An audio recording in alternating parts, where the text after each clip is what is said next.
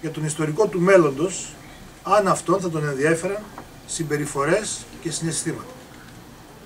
Μια υπηρεσιακή διαδρομή με υποχρεωτικό συγχρονισμό μετατρέπεται έφνης σε μια άμυλα αισθησιασμού και πρόκλησης. Η παρουσία του άνδρα επέδρασε στον τρόπο ντυσίματος των γυναικών, μπήκαν νέα ζητήματα στην καθημερινή κουβέντα. Ήδη η συναδελφικότητα των αγνώστων πρωτήτερα συνεπιβατών εξελίχθηκε σε φιλία.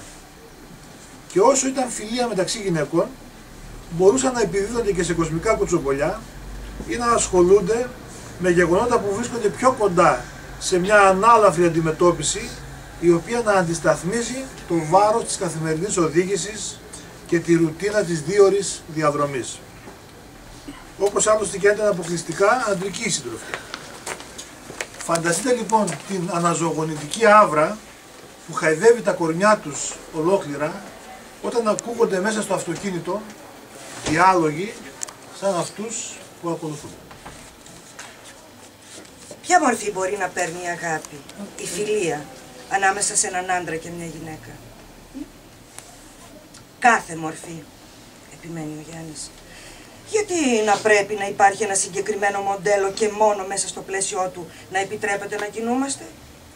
Η αγάπη, η φιλία ανάμεσα σε έναν άντρα και μια γυναίκα μπορεί να πάρει κάθε μορφή.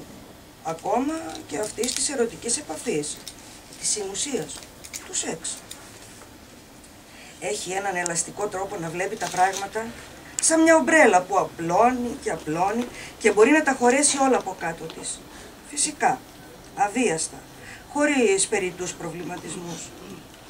Και ακόμα, κι αν το μυαλό σου, οι εμπειρίες σου, η κοινή λογική, η συσσωρευμένη γνώση της ανθρωπότητάς σου, σου λέει το αντίθετο, τελικά δεν μπορείς να αντισταθείς σε αυτή τη γοητευτική απλοϊκότητα της σκέψης του. Τελικά, υποκύπτεις. Και οι τρεις γυναίκες θέλουν να υποκύψουν. Ωστόσο, δεν μπορούν, όχι τόσο εύκολα, όχι αμαχητοί, χωρίς να παλέψουν πρώτα για την τιμή των όπλων, μόνο για αυτήν. Δεν είναι τόσο απλό, του λέει η Στέλλα. Δεν μπορούν δυο φίλοι, ένας άντρας και μια γυναίκα να κάνουν και έρωτα? Η σαρκική επαφή θέτει άλλες παραμέτρους, βάζει τις σχέσεις σε άλλο πλαίσιο. Η σαρκική επαφή, επαναλαμβάνει στοικά ο Γιάννης. Δηλαδή, αν εσύ χρειάζεσαι μια αγκαλιά και εγώ σ' αγκαλιάσω, αυτό δεν είναι σαρκική επαφή? Τη ρωτάει, κοιτάζοντάς της στα μάτια, σίγουρος ότι μπορεί να συντρίψει τις αντιστάσεις της. Η Στέλλα ανατριχιάζει στη σκέψη της αγκαλιάς, της αίσθησης από την αγκαλιά του, που εκείνη τη στιγμή της φαίνεται το πιο επιθυμητό καταφύγιο στον κόσμο. Ανατριχιάζει, παίρνει μια βαθιά ανάσα, συνέρχεται, ανασυντάσσεται. Μια αγκαλιά είναι μόνο μια αγκαλιά. Δεν είναι σαρκική επαφή. Μια αγκαλιά την χαρίζουμε σε όλους. Κι αν μαζί με την αγκαλιά σου χαϊδέψω και τα μαλλιά, ας σου δώσω ένα φιλί στο μάγουλο, ας σε σφίξω πάνω μου γιατί τρέμεις και το έχεις ανάγκη, ας σου ψιθυρίσω καθιστικαστικά λόγια στο αυτί για να σε ηρεμήσω. Ποια είναι η διαφορά από τη σαρκική επαφή? Ποια είναι τα όρια ανάμεσα στη σαρκική και τη φιλική επαφή? Ακούγεται τόσο σίγουρος για αυτά που λέει. Δεν πρέπει να υπάρχουν κάποια όρια, κάποιο πλαίσιο? Τολμά μια τελευταία προσπάθεια αμφισβήτησης. Τα όρια είναι κάτι πολύ προσωπικό, δεν ορίζονται απριόρι. Τα όρια ανάμεσα σε δύο ανθρώπους ορίζονται μόνο από τους ίδιους και έρονται ξανά και ξανά μόνο από τους ίδιους, μέσα από τις καταστάσεις που ζουν. Πώς να αρνηθώ το φιλί, την αγκαλιά, τον έρωτα σε μια γυναίκα που την αγαπάω και που μου τα ζητάει, που μου δείχνει ότι τα έχει ανάγκη και θα την ανακουφίσω? Πώς να αρνηθώ τον εαυτό μου σε μια φίλη που με χρειάζεται, με όποια μορφή και αν με ζητάει? Αν ζητούσες την αγκαλιά μου, Στέλλα μου, ή η Μάρθα, η Κατερίνα, θα έπρεπε να σας την αρνηθώ? Ή αν τη ζητούσα εγώ από κάποια από εσάς, θα μου την αρνιώσαστε? Εξακολουθεί να την κοιτάζει στα μάτια. Στρέφει και κοιτάζει και την Κατερίνα που κάθεται μαζί της, στο πίσω κάθισμα, και τη Μάρθα που οδηγεί δίπλα του. Τις κοιτάζει και τις τρεις και εκείνες προσπαθούν να κρύψουν το τρέμουλό τους, το ανατρίχιασμα του κορμιού, το πετάρισμα της ψυχής στις εικόνες και στις αισθήσεις που γέννησαν μέσα τους τα λόγια. Λες δηλαδή πως δυο φίλοι, ένας άντρας και μια γυναίκα μπορούν να κάνουν και έρωτα?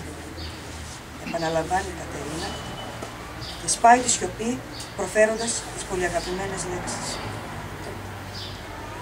Λέω πως μπορούν να κάνουν ό,τι νομίζουν, ό,τι νιώθουν πως το χρειάζονται, πως τους ευχαριστεί και τους ανακουφίζει, αρκεί να συνενούν και οι δυο σε αυτό. Δεν υπάρχουν στεγανά ανάμεσα σε δυο ανθρώπους που αγαπιούνται και η αγάπη δεν περιορίζεται μόνο ανάμεσα σε δυο εραστές. Και γιατί δυο εραστές πρέπει να είναι και φίλοι, ενώ δυο φίλοι δεν επιτρέπεται να είναι και εραστές?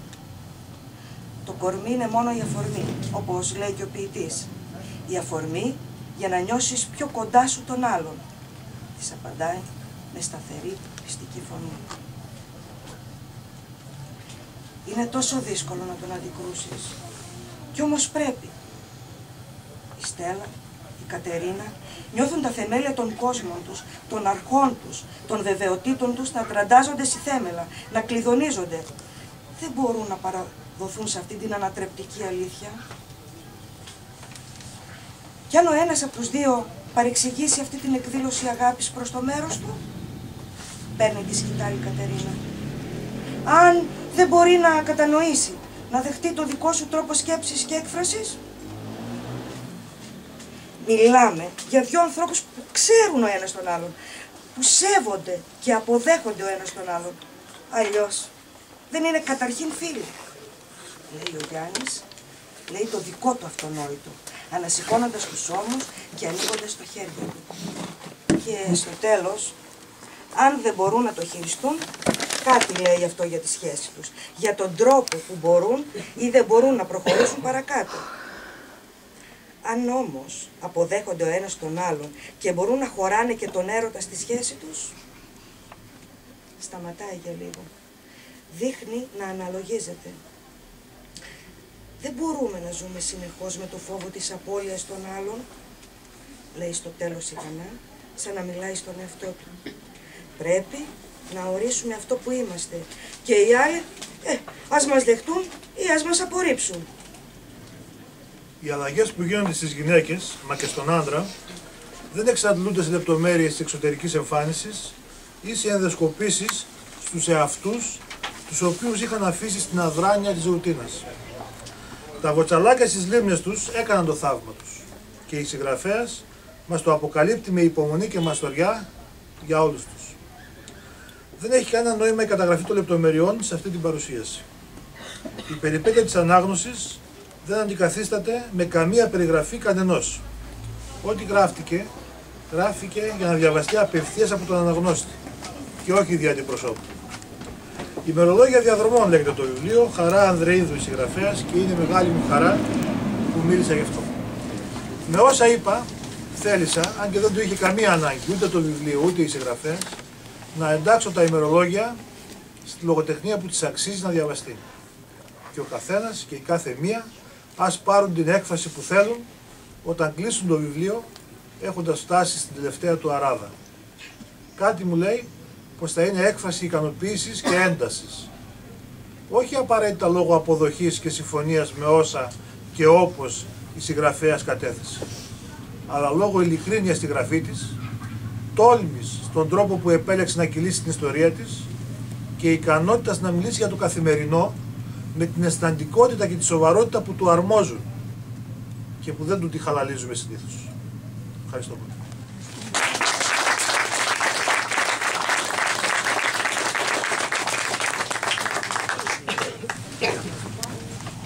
Να σας καλωσορίσω και εγώ σε αυτή τη μικρή μας σύνταξη. Πριν ξεκινήσω να παρουσιάζω το βιβλίο, θέλω να σας πω ότι ένα από τα πολλά όμορφα πράγματα που έχει φέρει στη ζωή μου αυτή η διαδικασία συγγραφής βιβλίων είναι ότι με φέρνει κοντά σε ανθρώπους. Σε ανθρώπους που πλησιάζουμε και νιώθουμε και καταλαβαίνουμε ένας τον άλλον. Τέτοιοι άνθρωποι έχουν γίνει για μένα ο Σπύρος και η Ολυμπία, και η παρουσία τους εδώ το αποδεικνύει περίτρανα. Θέλω λοιπόν να ευχαριστήσω μέσα από την καρδιά μου τον συγγραφέα, τον ποιητή, τον ιστορικό Σπύρο Λαζαρίδη, που προσέγγισε το βιβλίο μου με τόση ευαισθησία και με τόση οξυδέρκεια και το παρουσίασε εδώ μπροστά σας. Ευχαριστώ, Σπύρο. Θέλω να ευχαριστήσω επίσης την ποιήτρια Ολυμπία Σταύρου, η οποία με την ερμηνεία της έδωσε μια άλλη διάσταση στο κείμενό μου και το παρουσίασε εδώ μπροστά σας. Θέλω να πω, Ολυμπία, ότι νιώθω κάθε φορά πολύ μεγάλη συγκίνηση όταν ακούω ανθρώπους να διαβάζουν φωναχτά όλα αυτά που υπάρχουν μέσα στο μυαλό μου. Είναι ξαφνικά σαν να μην ανήκουν μόνο σε μένα και να βγαίνουν να αποκτούν δική τους ζωή και υπόσταση. Σας ευχαριστώ πάρα πολύ, Λυσία.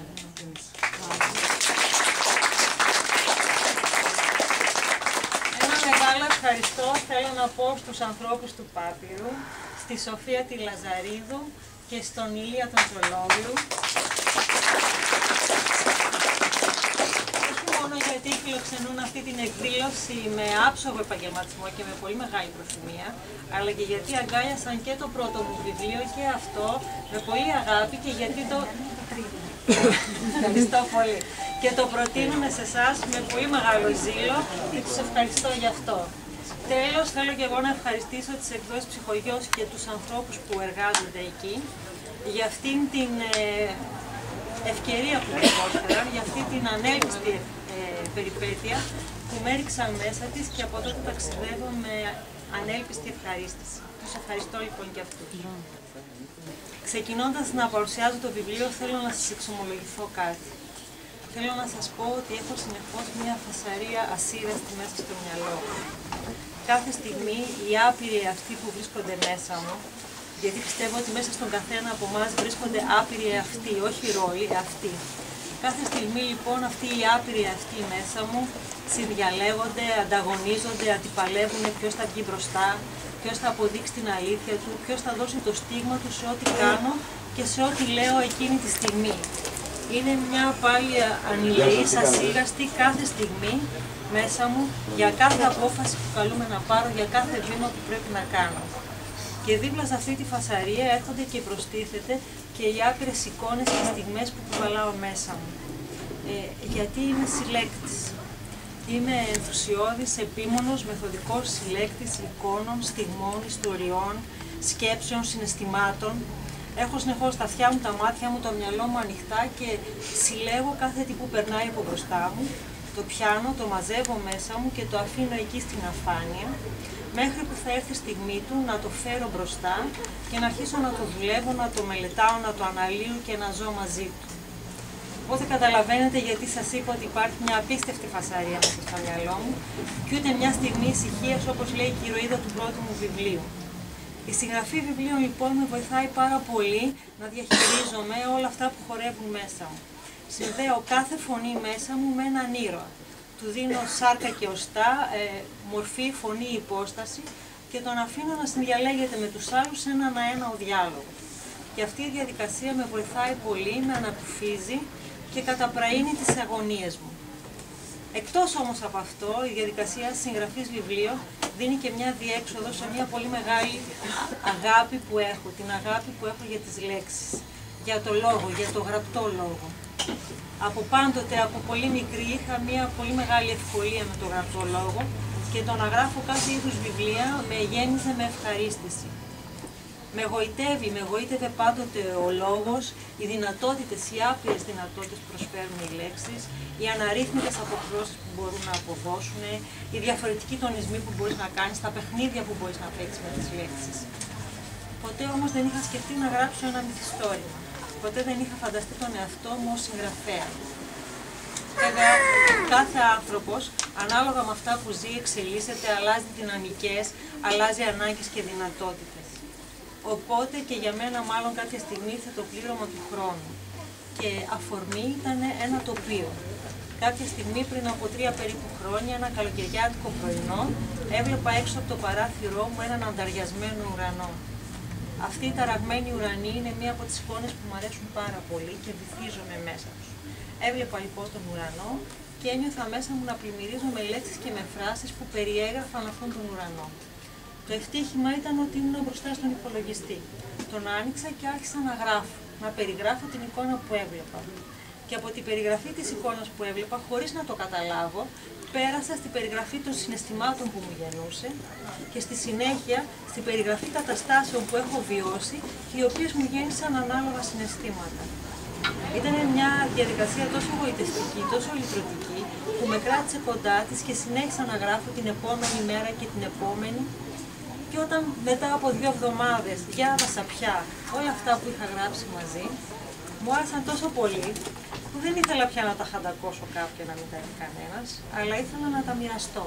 Και μάλιστα όχι μόνο με τους δικούς μου ανθρώπους, τους οικείους, αλλά ήθελα να τα μοιραστώ με όσους περισσότερο γίνεται και όσο πιο πολύ γίνεται. Εκείνη τη στιγμή γεννήθηκε μέσα μου η ιδέα ενός βιβλίου. Επινόησα τη σχέση ενός άνδρα και μιας γυναίκας και με αυτήν έντυσα ό,τι είχα γράψει μέχρι τότε. Και έτσι γράφτηκε το πρώτο μου βιβλίο. Η ανακούφιση που ένιωσα γράφοντάς το δεν ήταν έκπληξη για μένα. Έκπληξη ήταν το πόσο προκλητική και ενδιαφέρουσα ήταν η διαδικασία που ακολούθησε από εκεί και μετά, αυτή της έκδοσης και της κυκλοφορίας του βιβλίου. Όπως επίσης και στη συνέχεια το μοίρασμα και η επικοινωνία με τους αναγνώστες. Νομίζω, πιστεύω ότι όλοι μας δεν είμαστε αρκετά συμφιλειωμένοι με τον εαυτό μας και ότι θεωρούμε ότι οι αντιδράσεις σε όσα βιώνουμε είναι παράλογες, υπερβολικές, παθολογικές. Οπότε ζούμε σε μια συνεχή εσωτερική απαξίωση. Όταν γράφω ένα βιβλίο, εύχομαι ο αναγνώστης διαβάζοντας τις σελίδες του να βρει εκεί μέσα κάτι, κομμάτια από τον εαυτό του και έτσι να μην νιώθει μόνος, να μην νιώθει ότι είναι ο μοναδικός που βιώνει ανάλογες καταστάσεις. Και αυτό να του δώσει ένα αίσθημα παρηγοριάς, ανακούφισης και μοιράσματος.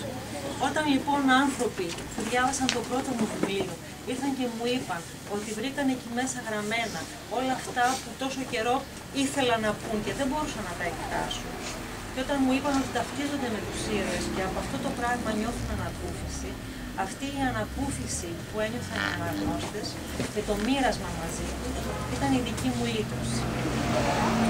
Όλα αυτά λοιπόν με άρπαξαν, με κράτησαν κοντά τους και με όθησαν να ρηχτώ μέσα σε αυτή την περιπέτεια με όσο περισσότερη ορμή μπορούσα. Συνέχισα να γράφω και έτσι προέκυψε και αυτό το βιβλίο. Και αφορμή ήταν και πάλι ένα τοπίο. Πέρυσι δίδασκα σε έναν νηπιαγωγείο στο Κιλκής και πηγαίνω-ερχόμουν επί 10 μήνες κάθε μέρα αυτή τη διαδρομή Θεσσαλονίκη-Κιλκής μαζί με συνολικά άλλες 6 συναδέλφους, 6 γυναίκες, τις οποίες δεν τις γνώριζα καθόλου πριν. Η σχέση μας, η οποία ξεκίνησε από το 0 και εξελισσόταν κάθε μέρα, στην αρχή διστακτικά, έπειτα με όλο και μεγαλύτερη εμπιστοσύνη, μου προξένησε εντύπωση. Γιατί ήταν ένα ολοκληρωμένο παράδειγμα της γένεσης και της πορείας μιας φιλίας. Μια σχέση που γεννιέται εκ του μηδενός και εξελίσσεται σε κάτι σταθερό, γενναιόδωρο και αναποφιστικό, όπως είναι κάθε φιλία. Με τέτοιες σχέσεις είμαι πολύ εξοικειωμένη στη ζωή μου, γιατί αλλάζουν συνεχώς περιβάλλοντα. Αυτή η διαδικασία της γένεσης και της πορείας τέτοιων σχέσεων είναι για μένα πολύ προκλητική, πολύ ενδιαφέρουσα. Και σιγά σιγά μου δημιουργήθηκε η ανάγκη να μιλήσω για αυτήν, να την αποτυπώσω κάπου και να μοιραστώ τις εμπειρίες μου και τον προβληματισμό μου και με άλλους. Και το έναυσμα ήταν τελικά οι περσινές διαδρομές που έκανα μέχρι το Κιλκής. Και δίπλα σε αυτήν την ανάγκη να μιλήσω για τέτοιου είδους σχέσεις, ήρθε και η ανάγκη μου να καταγράψω το τοπίο που διέσχιζα πέρσι κάθε μέρα. Αυτή τη διαδρομή Θεσσαλονίκη-Κιλκής που δεν είναι και κανένα τοπίο συγκλονιστικής ομορφιάς. Ήταν όμως ένα τοπίο που μπόρεσα να το δώσω σε όλες τις εποχές του χρόνου, με όλες τις καιρικές συνθήκες, στη σταθερή εξέλιξη και μεταμόρφωσή του μέσα στον χρόνο. Και αυτό σε μένα που είμαι παιδί της πόλης και δεν έχω συχνά τέτοιες ευκαιρίες, μου έκανε μεγάλη εντύπωση. Ήθελα λοιπόν κάθε μέρα το παρατηρούσα σχολαστικά και μετά το περιέγραφα εξαντλητικά μέσα μου. Και ήθελα αυτές τις περιγραφές κάπου να τις καταγράψω. Αλλά δεν ήξερα πού, δεν ήξερα πώς. Ώσπου σε μία από τις συνηθισμένες μας διαδρομές, τέλη Μαΐου πια, άκουγα τις συνταξιδιώτισσές μου που μιλούσαν, υπήρχαν αυτή την εικόνα μου έδωσε η κουβέντα τους, για τα καθημερινά τους θέματα. Και μιλούσαν με την οικειότητα και την άνεση που γεννιέται σε μια συντροφιά που αποτελείται μόνο από γυναίκες. Εκείνη τη στιγμή σκέφτηκα πόσο διαφορετικά θα ήταν τα δεδομένα της παρέας μας αν ανάμεσά μας υπήρχε και ένας άνδρας. πόσο διαφορετικά θα εξελισσόταν η οικειότητά μας, πόσο διαφορετικές θα ήταν οι σκέψεις μας, τα συναισθήματά μας, ο τρόπος που στεκόμασταν ο ένας απέναντι στον άλλον. Εκείνη τη στιγμή λοιπόν γεννήθηκε μέσα μου η ιδέα αυτού του βιβλίου. Και δίπλα της ήρθε και τέριαξε με απόλυτα στιγμή και η ανάγκη καταγραφής του τοπίου που κουβαλούσα μέσα μου. Το πρώτο κεφάλαιο του βιβλίου γράφτηκε το ίδιο εκείνο μεσημέρι, στον νηπιαγωγείο, την ώρα που τα νήπια μου κοιμόντουσαν τον απογευματινό του ύπνο, και συνεχίστηκε με γοργό και σταθερό βήμα και τις επόμενες μέρες. Πέρασε από τα απομεσήμερα στον νηπιαγωγείο στα ήρεμα πρωινά του σπιτιού μου στην Ασπροβάλτα και μέσα σε 2 μήνες περίπου το βιβλίο ήταν έτοιμο. Έπλασα 4 χαρακτήρες. 3 γυναίκες και έναν άνδρα σε μια αναγκαστική συνύπαρξη, όπως λέει και ο Σπύρος. Είναι 4 άνθρωποι πολύ καθημερινοί, πολύ απλοί, άνθρωποι της διπλανής πόρτας. Είναι σχεδόν αντιήρωες, γιατί μου αρέσουν οι απλοί ήρωες που συγκινούν. Και τέτοιοι ήταν και οι ήρωες και του πρώτου μου βιβλίου. Και τους έπλασα και σχεδόν τους έπλασα να είναι και τελείως διαφορετικοί μεταξύ τους. Να έχει ο καθένας ένα διαφορετικό ψυχισμό, να αντιμετωπίζει τη ζωή με μια διαφορετική ματιά. Γιατί ήθελα να παρατηρήσω, να καταγράψω πώς ο καθένας από αυτούς θα δεχτεί τους άλλους στη ζωή του. Ήθελα να δω τι θα δώσει, τι θα ζητήσει, τι ανταλλάγματα θα πάρει. Και ο ασφικτικός χώρος του αυτοκινήτου όπου συνυπάρχουν κάθε μέρα και όπου διαδραματίζεται το μεγαλύτερο μέρος της σχέσης τους, μου φάνηκε ότι ήταν ο πιο ιδανικός χώρος, το πιο ιδανικό πλαίσιο για αυτό το έντονο ζήμωμα μεταξύ τους. Το θέμα λοιπόν του βιβλίου, όπως καταλάβατε, είναι η φιλία. Η φιλία. Νομίζω ότι πιστεύω ότι και στη φιλία, όπως και σε όλες τις σχέσεις ανάμεσα στους ανθρώπους, υπάρχουν άπειρες μορφές. Η φιλία μπορεί να πάρει άπειρες μορφές, να έχει αναρρύθμιτες αποχρώσεις, αμέτρητες διαβαθμίσεις. Όπως λέει και ο ήρωας του βιβλίου μου, είναι ένας μικρόκοσμος με τους δικούς του κανόνες, με τους δικούς του κώδικες, που ορίζονται μόνο από αυτούς που συμμετέχουν μέσα σε αυτόν τον μικρόκοσμο, από τις ανάγκες τους, από τις αλήθειες τους, από τις αντοχές τους, που εξελίσσεται συνεχώς με μια δική του δυναμική και που όλα αυτά είναι μη κατανοητά για τους άλλους, τους απ' έξω. Αποκτούν νόημα και υπόσταση μόνο μέσα στο πλαίσιο της κλειστής ομάδας που τα δημιούργησε και τα αποδέχτηκε. Η φιλία την οποία καταγράφω εγώ στο βιβλίο μου είναι ένα ανακουφιστικό αίσθημα για αυτούς που το μοιράζονται. Γιατί πιστεύω πάρα πολύ σε αυτή την ευεργετική μορφή φιλίας και γι' αυτήν ήθελα να γράψω. Για μια σχέση ήπια, χαριτωμένη, γλυκιά, που θα τους φέρνει καθημερινά χαμόγελα και όμορφες σκέψεις, που δεν θα τους βάζει σε πόλεμο με τον εαυτό τους, που δεν θα ζητάει γη και είδωρ. Ήθελα να γράψω για μια σχέση που θα μπορέσει ο καθένας να τη χωρέσει στη ζωή του, χωρίς να χρειαστούν αγώνες και θυσίες, χωρίς να υπάρχει καμία αίσθηση του τραγικού. Και πράγματι, οι ήρωές μου το καταφέρνουν, μπορούν και συνυπάρχουν μέσα σε αυτή τη φιλία, μέσα σε αυτό το πλαίσιο το ανακουφιστικό, όπως είναι αυτή η φιλία. Μέσα από τη σχέση αυτών των 4 ηρώων, ουσιαστικά εκφράζω τον προβληματισμό μου για τα όρια της εγκύτητας ανάμεσα στους ανθρώπους. Είναι θέμα τύχης η φιλία ή είναι κάτι που προκύπτει συνειδητά στη ζωή μας? Είναι εύκολη, κυλάει από μόνη της αβίαστα ή χρειάζεται χρόνο και φροντίδα και προσοχή από εμάς? Μπορεί να πάρει όποια μορφή θέλουμε να της δώσουμε ή υπάρχουν κάποια συγκεκριμένα πλαίσια και κάποιοι κανόνες με τους οποίους πρέπει σών και καλά να συμμορφωθεί? Και όταν τελειώνει, όταν για κάποιο λόγο το πλαίσιο μέσα στο οποίο λειτουργούσε ως τώρα καταργείται και η ίδια, πάβει να ισχύει? Πάβει ο φίλος να είναι φίλος, αγαπημένος άνθρωπος? Πάβουμε να το σκεφτόμαστε με αγάπη και με ένα χαμόγελο κάθε φορά που εμφανίζεται στις πόρτες του μυαλού μας? Όλοι αυτοί είναι προβληματισμοί μου πάνω στη φιλία και τους έβαλα μέσα στο βιβλίο. Μέσα στο βιβλίο το βάρος πέφτει εξίσου τόσο στη σχέση των 3 ηρώων μεταξύ τους, όσο και στη σχέση των 3 γυναικών μεταξύ τους, όσο και στη σχέση της κάθε γυναίκας με τον άνδρα ξεχωριστά.